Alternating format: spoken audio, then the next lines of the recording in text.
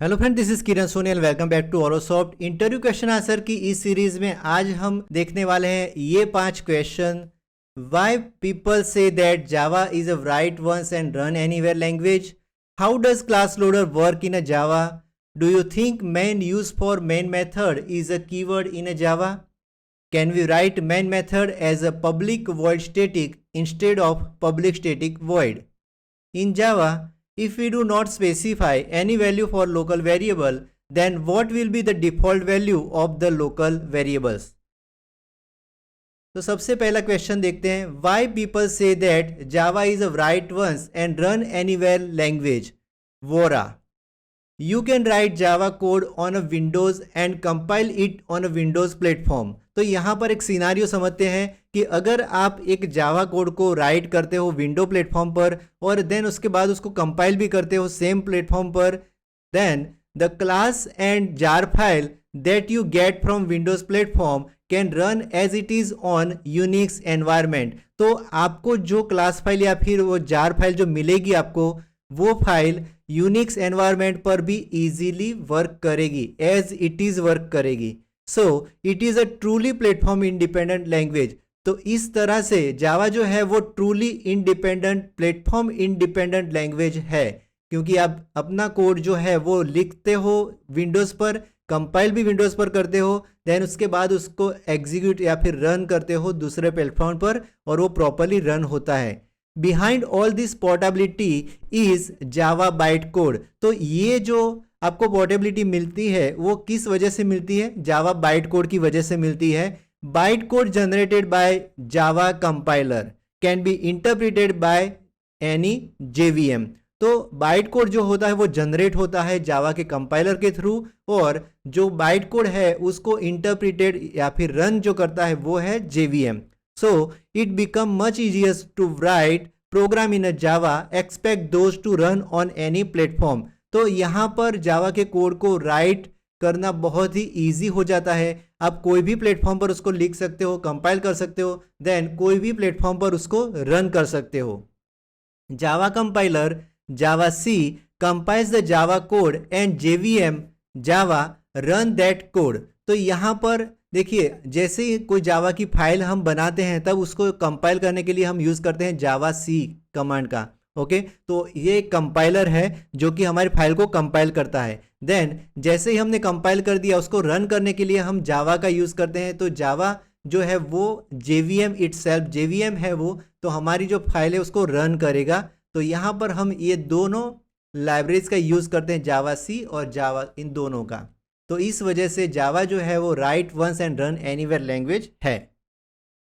How does class loader work in a जावा?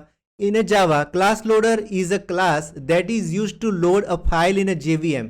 तो class loader क्या है? क्लास लोडर क्लास फाइल को load करता है। तो जेवीएम में क्लास लोडर का बहुत इंपॉर्टेंट रोल है। Class loader load file from their physical location like file system, network location etcetera. तो यहाँ पर देखिए, क्लास लोडर जो होता है वो क्या करता है? अपनी फाइल को लोड करता है। आपकी फाइल को वो लोड करता है कहाँ से? फाइल सिस्टम में से, मतलब कि हमारा जो फिजिकल लोकेशन है वहाँ पर जो भी फाइल सिस्टम हमारी है, मतलब कि सी ड्राइव, डी ड्राइव हो गया वहाँ से, या फिर नेटवर्क लोकेशन में से वो क्लास फाइल को लोड करता है। There are 3 main type of class loader in a Java. Java में मेनली 3 टाइप के क्लास लोडर होते हैं। एक हो गया बूटस्ट्रैप क्लास लोडर, दूसरा है एक्सटेंशन क्लास लोडर, और तीसरा है application class loader. Bootstrap class loader का वर्क क्या है? This is the first class loader, it load class from rt.jar file. तो जावा के अंदर जो एक फाइल rt.jar फाइल जो होती है वहां से क्लास को लोड करने का काम करता है बूटस्ट्रैप क्लास लोडर। उसके बाद आता है एक्सटेंशन क्लास लोडर। तो एक्सटेंशन क्लास लोडर वो क्या करता है? वो एक्सटेंशन जो होते हैं उनको लोड करता है, और उसका जो लोकेशन है वो JRE/LIB/EXT, वो इसका लोकेशन होता है, वहाँ से वो एक्सटेंशन क्लास को लोड करता है। देन उसके बाद है application class loader. This class loader depend on class path to find the location of the class file. तो ये जो क्लास लोडर है वो क्या करेगा? वो क्लास पाथ जो है उसको चेक करेगा कि मतलब आपका क्लास पाथ जो है वहाँ पर कौन सा पाथ दिया है, उस पाथ में से जो भी क्लास फाइल होगी उनको ये लोड करेगा।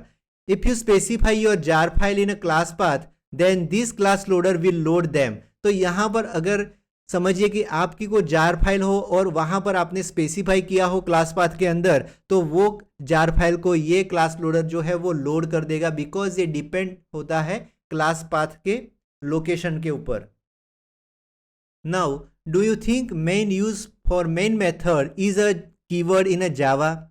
No, main is just a name of method. तो मेन जो है वो यहाँ पर कीवर्ड नहीं है, वो जस्ट एक नेम है।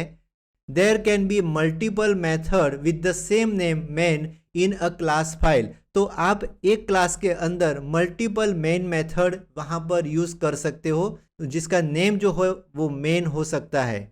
It is not a keyword in a Java. Java के अंदर मेन कीवर्ड नहीं है। Can we write main method as a public void static instead of public static void? No, you cannot write it like this.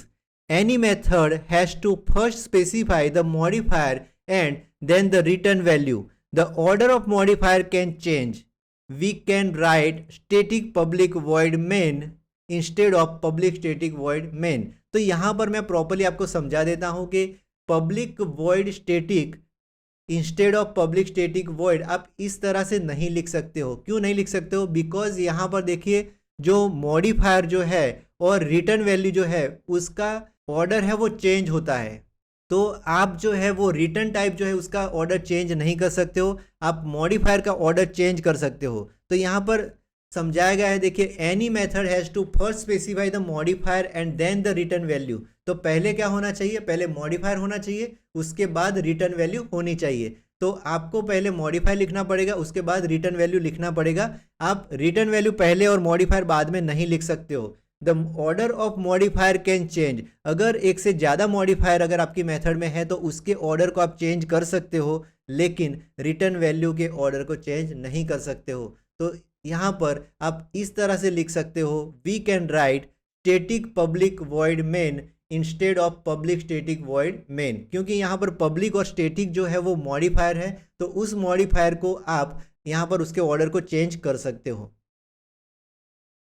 In Java, if we do not specify any value for local variable, then what will be the default value of the local variable?